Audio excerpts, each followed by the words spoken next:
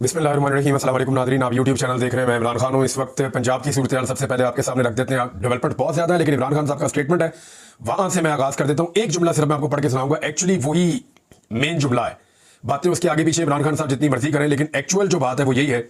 इमरान खान साहब ने कहा कि मेरे पाकिस्तानियों, ये वक्त है डू और डाई का, ये लड़ने या मरने का वक्त है। अपने मुस्तकबिल के लिए निकलो, आखिर कब तक खामोश रहोगे। ये जी इमरान खान साहब की कॉल थी। और उसके बाद 3 शहर थे, भावलपुर, एक शहर फैसलाबाद और एक शहर मियांवाली। अगर आप इसको ग्रेडिंग करें तो मियांवाली और फैसलाबाद ने तो तबाही कर दी है, क्योंकि मैं बहुत पहले आपको कह रहा था कि फैसलाबाद में पाकिस्तान तहरीक इंसाफ ने क्लीन स्वीप किया और वाइट वॉश कर दिया पाकिस्तान मुस्लिम लीग नून को, और राणा सनाउल्लाह समेत बड़े बड़े बुर्ज वहां पे उल्टा दिए। वो बड़ी तगड़ी पार्टी है वहां पे। फैसलाबाद के लोग फैसला कर चुके हैं और वो किसी सूरत भी पीएमएलएन की शक्ल भी नहीं देखना चाहते। उन्होंने वोट भी बहुत थोड़े दिए हैं। धांधली के बावजूद फैसलाबाद की सीटें नहीं छीनी जा सकी और धांधली के बावजूद फैसलाबाद को शिकस्त नहीं दी जा सकी। अब जो इस वक्त फैसलाबाद में सिचुएशन है, जो हमने मनाजिर देखे, वो ये है कि सुबह से गिरफ्तारियां हो रही थी। बहुत सारे लोगों को गिरफ्तार किया। अहमद खान, बच्चर और बैरिस्टर उमैर नियाज़ी ये मियांवाली से गिरफ्तार हुए हैं। फैसलाबाद से गिरफ्तार होने वाले जो एमपी हैं उनकी तादाद बहुत ज्यादा है। एक मंजर देखकर मुझे अफसोस भी हुआ, ये मेजर रिटायर गुलाम सरवर है। ये दूसरी मरतबा एमपीए बने और 2023 में 10 अगस्त को इनके बेटे मेजर अदनान सरवर वो पाकिस्तान मिलिट्री में शहीद हो गए थे। और ये शहीद का वालिद है, और देखें इसके साथ क्या सलूक किया जा रहा है। इनको धक्के मारे गए, इनको घसीटा गया। पुलिस वाले कैसे घसीट करते जा रहे हैं, मारते हुए, धक्के मारते हुए, तफे मारते हुए इनको लेकर जा रहे हैं। और इनके नाले से इनको पकड़ा हुआ है, शलवार के नाले से, वहां से पकड़ के इनको काबू किया हुआ। बुजुर्ग आदमी है यार, और इतनी बड़ी उनकी उम्र है। फिर वो शहीद का वालिद है, फिर वो रुकन असेंबली है, उसको बहुत सारे लोगों ने वोट देकर मुंतखब किया है। तो ये जो सलूक है, ये तो डिक्टेटरशिप में होता था। एक्चुअली गुस्सा ये है नवाज शरीफ को और उनकी बेटी को कि हमारे लिए लोग क्यों नहीं निकलते। आगे नवाज शरीफ साहब का शिकवा भी आ रहा है, लेकिन पहले मैं सारा सिनेरियो आपको बताऊं। अगर हम इसकी ग्रेडिंग करेंगे, तीनों शहरों में सबसे पीछे कौन रह गया, तो भावलपुर में भी लोग निकले, उन्होंने एहतजाज किया और अच्छा तगड़ा एहतजाज था। भावलपुर पूरे का पूरा बंद रहा और हुकूमत ने बड़ी मदद की पाकिस्तान तहरीक इंसाफ की शहरों को बंद करने में। सिर्फ यही शहर नहीं, आसपास के इलाके और सड़कें और सब कुछ बंद कर दिया। जो मेन शाहराहें वो भी बंद कर दी, तमाम रस्ते भी बंद कर दिए। भावलपुर में जो है वो शौकत बसरा साहब की कॉल थी, उनके लोगों ने बड़ा जबरदस्त एहतजाज किया। फिर ओन बप्पी साहब ने एक लीड की रैली बहुत बड़ी, उन्होंने भी एहतजाज किया, और भी कुछ और लोगों ने किया। लेकिन भावलपुर उतना कामयाब नहीं रहा अगर मुकाबला करें फैसलाबाद और मियांवाली से। भावलपुर कोई कम नहीं था, एहतजाज बड़ा जबरदस्त था, लोग निकले हैं, उन्होंने मुकाबला किया है, गिरफ्तारियां भी हुई हैं, लोगों ने डंडे भी खाए हैं, आंसू गैस भी चली होगी। ये सारी चीजें बातें मनाजिर आ रहे हैं। अभी तफसीलात रात तक आ जाएंगी, कोई नेट भी स्लो कर देते हैं। जो भावलपुर में एक दो लोगों से मेरी बात हुई, वो कह रहे हैं कि बड़ा अच्छा एहतजाज हुआ, माजी में भावलपुर में ऐसा एहतजाज नहीं हुआ और यहाँ पे इस तरह एहतजाज नहीं होते। लेकिन अगर देखा जाए तो बड़ा जबरदस्त, एक रिकॉर्ड के ऊपर जो चीज है, बड़ा जबरदस्त एहतजाज है। लेकिन जब आप कंपेयर करते हैं फैसलाबाद के साथ, तो फैसलाबाद ने तो ऐसा लगता है कि फस्तायत का डट कर मुकाबला किया, जैसे हमने देखा था रावलपिंडी में। बेशुमार नौजवान जख्मी हैं, उनकी तस्वीर आ रही है, बहुत सारे लोग, खवातीन बेहोश हो रही हैं, उनको आंसू गैस की शेलिंग की जा रही है। इवन कुछ मनाजिर जो है वो शेयर किए गए कि कुछ आम शहरी हैं, उन्होंने भागकर मस्जिद में पनाह ली कि मस्जिद में वो महफूज रहेंगे। लेकिन एक रिपोर्टर ने वहां से रिपोर्ट किया और वो मनाजिर आए, और अयाज अमीर साहब ने उसको ट्वीट भी किया हुआ था कि मस्जिद के अंदर जो है वो शेलिंग की गई है। हामिद रजा कादमी साहब की अपनी जो मदरसा है, मस्जिद है, वहां पे शेलिंग की गई है। उनका एक मजहबी मरकज है, वहां पे शेलिंग की गई है और गिरफ्तारियां की गई हैं, और पुलिस ने किसी किस्म का लिहाज नहीं किया, वहां से काफी लोगों को गिरफ्तार किया है। फैसलाबाद में जो आखिरी इतलात आ रही थी, घंटा करके चारों तरफ, क्योंकि वहां पे 8 बाजार है तो 8 रस्ते हैं उसके, तो उसके तमाम रस्तों को बंद किया गया था। लोग रुकावटें डालने की कोशिश कर रहे थे और घरों में से निकलकर अंदर वाले एरिया में भी इकट्ठे हो रहे थे। तो अब जो आखिरी इतलात आई उसके मुताबिक फैसलाबाद जो है वो लड़ गया बहुत बुरी तरह पूरी पंजाब हुकूमत की ताकत से। और हसन न्याजी, शेख शाहिद, बशारत डोगर, राणा अब्दुल रजाक और 4-5 दीगर एमपीएज हैं, वो घंटा करके इर्द गिर्द जो है वो लड़ाई कर रहे थे। उनकी फाइट चल रही थी पुलिस के साथ, और कारकुनों की बहुत बड़ी तादाद उनके साथ थी। हमाद अदर भी दिखाई दिए, उनकी भी झलक नजर आई फैसलाबाद में एहतजाज में, वो भी उसके अंदर शरीक थे। लेकिन फैसलाबाद के लोगों ने हद कर दी है। मार खाने के बावजूद, बार बार पुलिस की जानी से टॉर्चर, गिरफ्तारियों के बावजूद आज सैकड़ों लोग गिरफ्तार हुए पंजाब में। इन तीनों शहरों में बहुत बड़े पैमाने पर गिरफ्तारियां हुई हैं, और आज ही नहीं, ये पिछले 2 दिनों से जारी थी। तो हर किस्म की फस्तायत के बावजूद लोगों ने डटकर मुकाबला किया और अपना एहतजाज कामयाब बनाया है। तो फैसलाबाद के बारे में मैंने आपको सारी सूरत हाल बताई। अब आप आ जाए मियांवाली के बारे में। हम सब पहले जानते थे कि मियांवाली पीछे नहीं हटेगा, इमरान खान साहब की कॉल पे निकलेगा, वो लोग बड़े सख्त हैं। तो मियांवाली के अंदर बंदोबस्त भी बहुत सख्त किया गया था, बड़े पैमाने पे ट्रक्स और कंटेनर्स लगाए गए थे, रास्ते बंद किए गए थे, आंसू गैस की शेलिंग की गई, गिरफ्तारियां की गई। लेकिन इसके बावजूद मियांवाली के शहरी डट गए। वहां से ऐसे मनाजिर भी आए हैं कि सामने से जो है वो, अच्छा कुछ जगहों से रिपोर्ट हुआ कि स्टेट बुलेट्स भी फायर हुई हैं। ये हसनैन है और वो रिपोर्ट करते हैं नया पाकिस्तान में, तो उन्होंने रिपोर्ट किया कि स्टेट फायरिंग हुई है और लोग बाल बाल बचे हैं। कुछ लोग जो है वो जख्मी हुए, रबड़ बुलेट फायर किए जा रहे थे, और उसके अलावा जो है वो आंसू गैस की शेलिंग तो बदतरीन हो रही थी। तो इसमें उन्होंने भी रिपोर्ट किया, कुछ और दीगर सहाफ़ी उन्होंने बताया कि जी मियाँ वाली की सिचुएशन बड़ी टेंस थी सारा दिन, लेकिन लोगों ने हार नहीं मानी। लोग पुलिस के सामने और लॉ इन्फोर्समेंट के सामने हाथ ऐसे फैलाकर खड़े होते रहे। ये मनाजिर भी हमने सोशल मीडिया के ऊपर देखे हैं। बहरहाल पूरा का पूरा मियाँ वाली बंद था, एक ज़बरदस्त किस्म की हड़ताल थी, एक बड़ा तगड़ा एहतजाज था। मियाँ वाली का पूरा शहर इमरान खान के साथ खड़ा रहा और पुलिस अपनी पूरी ताकत इस्तेमाल करने के बावजूद बुरी तरह नाकाम रही है। तो ये तो हो गया जी मियाँ वाली का, फैसलाबाद का और भावलपुर का एहतजाज। अभी इसके बहुत सारे विजुअल्स आने हैं, इसके बहुत सारे मनाजिर भी आएंगे। जैसे जैसे वो आएंगे तो आपको आइडिया हो जाएगा कि ये किस लेवल का एहतजाज हुआ है और लोगों ने कितने शानदार तरीके से इमरान खान साहब की कॉल पर लबैक कहा है।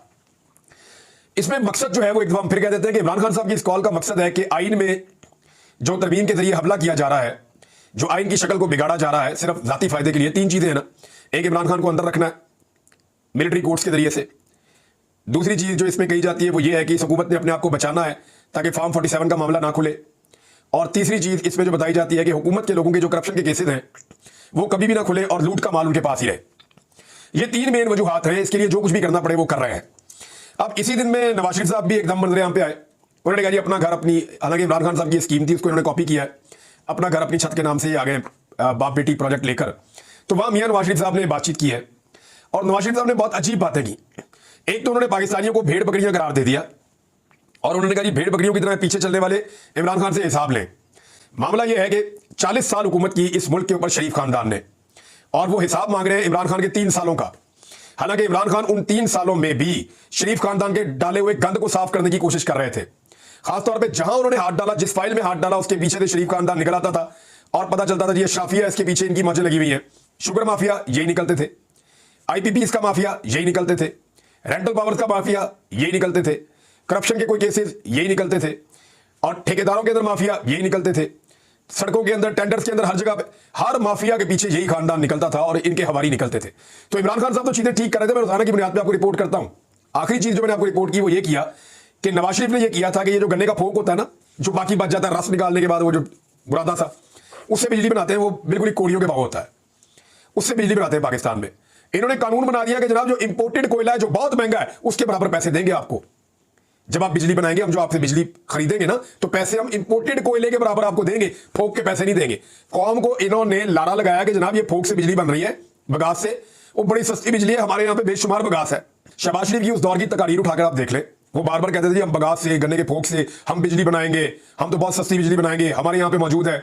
और भाई बिजली तो फोक से बना दी, लेकिन कौम से पैसा ले लिया इंपोर्टेड कोयले के बराबर। इमरान खान साहब ने इसको भी ठीक करने की कोशिश की और उन्होंने इसको रोक दिया। नवाज शरीफ साहब और शहबाज शरीफ वापस आए और वापस आने के बाद इन्होंने फिर वही खेल खेल दिया और दोबारा से ना सिर्फ वो पेमेंट की बल्कि 5% का इजाफा भी कर दिया।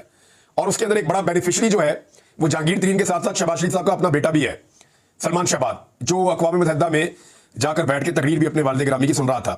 तो नवाज शरीफ साहब ने गिले शिकवे शुरू कर दिए जनाब, और 40 साल की हुक्मरानी के अंदर उन्होंने जो तबाही फेरी है उसके ऊपर बात नहीं करते। ये इमरान खान के 3 साल का रोना रोते हैं। और अब नवाज शरीफ साहब एस्टेब्लिशमेंट के ऊपर से उठाकर सारा का सारा बयानिया अदलिया पे शिफ्ट कर रहे हैं कि जनाब जज कसूरवार थे। बिलावल भी यही कर रहे हैं, यानी बिलावल के वालिद को जो फंटी लगाई है वो नवाज शरीफ वगैरह ने लगाई है एस्टेब्लिशमेंट के साथ मिलकर, और नवाज शरीफ ने जरदारी को जेल में डाला। जो जबान कटने का एक वाकया वो भी नवाज शरीफ के दौर का है। और लेकिन अगर आप देखें कि जरदारी साहब की जेल थी कैसे, वो रिकॉर्ड के ऊपर है, सहाफी बताते हैं। वो मरहूम ज़िया शाहिद साहब बताते थे कि जेल के साथ कोठी थी, वहां पे ये होते थे और इनकी खिदमत के लिए बड़े लोग मामूर होते थे, इस किस्म की बातें वो बताते हैं। भारत मैं निजी जिंदगी में नहीं जाता, लेकिन वो जेल तो नहीं थी ना। तो सरदारी साहब ने कौन सी जेल काटी है जिसके ऊपर बिलावल कहते हैं मेरा बचपन किसने छीना? तो बिलावल साहब जिन्होंने आपका बचपन छीना है, आप उन्हीं की गोद में बैठे हुए अब बचपना एंजॉय कर रहे हैं।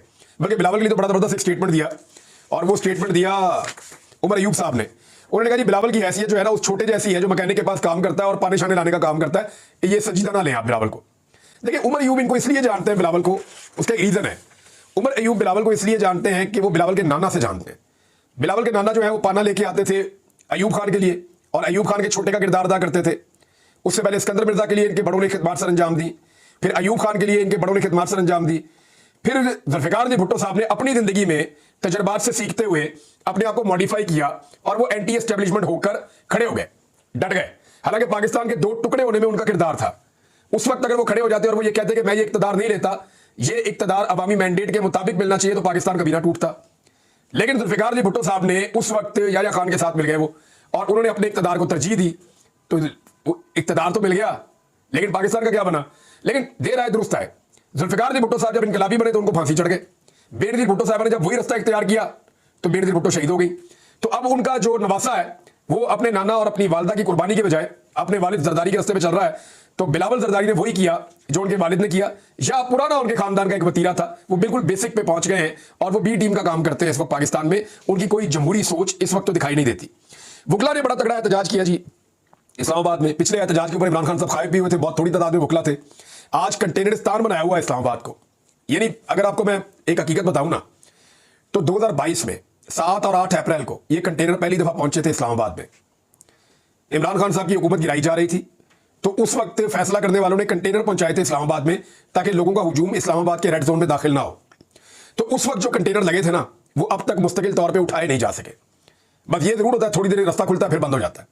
तब से लेकर अब तक पाकिस्तान में इस्तेहकाम नहीं आ रहा। हर थोड़े दिन बाद इस्लामाबाद कंटेनरिस्तान बन जाता है, और ये हम 2.5 साल से होता हुआ देख रहे हैं। वजह क्या है कि जो हुकूमत बनाई गई है वो अवामी मैंडेट से महरूम है, अवामी हमायत और सपोर्ट उसके पास नहीं है। इस हुकूमत को अवाम से बचाने के लिए कंटेनर लगाए जाते हैं, सिर्फ इतनी सी वजह है। वरना आप देखें इमरान खान साहब के दौर में सवाए कोरोना वायरस के, जब कोरोना वायरस का जब टाइम आया था तो उन्होंने कहा था जी कि अब हम आपको हुजूम इकट्ठा नहीं करने देंगे, आलमी सतह पे एक वबा है तो उससे बचना पड़ेगा। वैसे तो उन्होंने कंटेनर ऐसे नहीं लगाए थे, और सियासी जमातों के खिलाफ तो बिल्कुल नहीं लगाए थे। हाँ, मजहबी सियासी जमातों के बारे में इमरान खान साहब की पार्टी ने एक पॉलिसी ली थी, उनकी हुकूमत ने, उसके ऊपर आप डिबेट कर सकते हैं। लेकिन PMLN फजलुर रहमान साहब, पीपल्स पार्टी, इनके साथ तो उन्होंने कुछ नहीं किया, इनको तो पूरा मौका दिया था और इनको फैसिलिटेट किया था। लेकिन आज ये आवाम से अपने आप को बचाने के लिए हर वक्त कोशिश करते रहते हैं। वकला है जी बहुत बड़ी तादाद में, रास्ते बंद थे, बेचारे जंगलों के अंदर से गुजरते हुए, वो मनाजिर में देख रहा था, वहां पे नाला है, उस नाले को उन्होंने क्रॉस किया, उसके अंदर से गुजर के वकला आए, और फिर शारा दस्तूर के ऊपर अच्छी खासी तादाद उनकी इकट्ठी हुई। उन्होंने जो है वो कादी फायद ईसा साहब के खिलाफ नारेबाजी की, बड़ी जोरदार किस्म की। बल्कि कादी फायद ईसा साहब की अदालत के अंदर उनके सामने भी एहतजाज हुआ। मुस्तफीन नामी एक वकील है, पाकिस्तान तहरीक इंसाफ से उनका ताल्लुक है, बड़े सीनियर लॉयर है, वो आगे दौरान समात 63A वाले केस की, वहां पे आके उन्होंने कह दिया जनाब के कादी साहब मैं भी बात करना चाहता हूं। उन्हें रोका बात करने से और तल्ख कलामी हो गई। उन्होंने सख्त जुमले कह दिए। उन्होंने ये भी कह दिया कि आप फ्रॉड चीफ जस्टिस हैं। कादी साहब ने जो है वो पुलिस बुलाने का कह दिया और उनको जबरदस्ती बिठवाया या उनको निकाल दिया गया कोर्ट से बाद में। लेकिन इस बीच में एक जुमला बड़ा अजीब है, वो ये है जो जमाल मंदुखेर साहब ने 2 मरतबा बोला।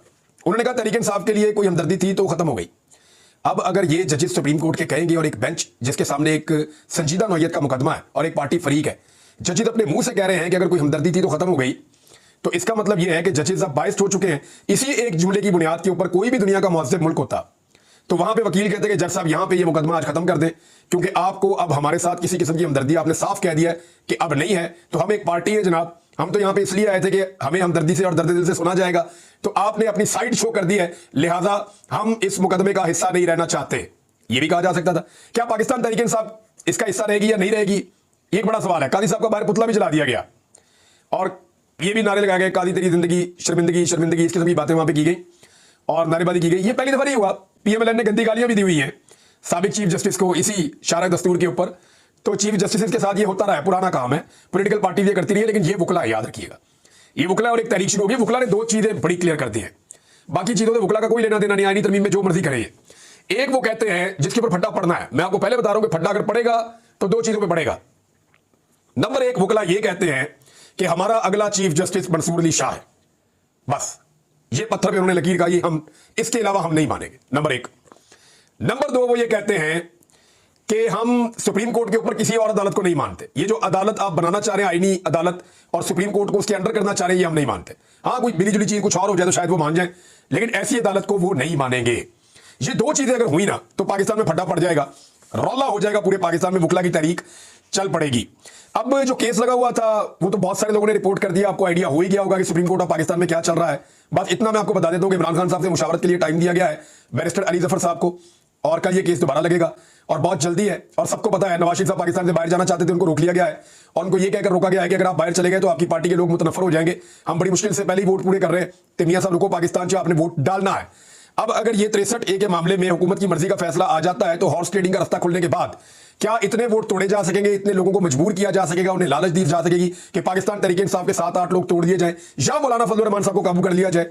ये चीजें हम अगले वीलॉग में डिस्कस करते हैं। लेकिन एक चीज और भी मैं बताता हूं, PTM के ऊपर एक अटैक किया गया है, वो एक ग्रैंड जरगा करने जा रहे हैं, पूरे पाकिस्तान की तारीख में इसकी मिसाल नहीं मिलती जितना बड़ा जरगा होने जा रहा है। तो उसके ऊपर हमला हुआ और वो पेशावर पुलिस ने किया। मैं इसके बारे में सूबाई हुकूमत का मौक़िफ़ भी लूंगा और अगले वीलॉग में आपको बताऊंगा कि एक्चुअली वहां पे क्या हुआ। एक तरफ अली अमीन गंडापुर साहब की मुलाकात होती है मंजूर पश्तीन से और वो एक अच्छी मुलाकात करार दी जाती है, और दूसरी तरफ पीटीएम के ऊपर खैबर पख्तूनख्वा की पुलिस धावा बोल देती है, बहुत सारे लोग बेहोश हो जाते हैं, जख्मी हो जाते हैं। ये क्या हो रहा है, इस पे बात करते हैं बाद में। अब तक के लिए इतनी अपना ख्याल रखिएगा, अपने चैनल का भी। अल्लाह हाफ़िज़।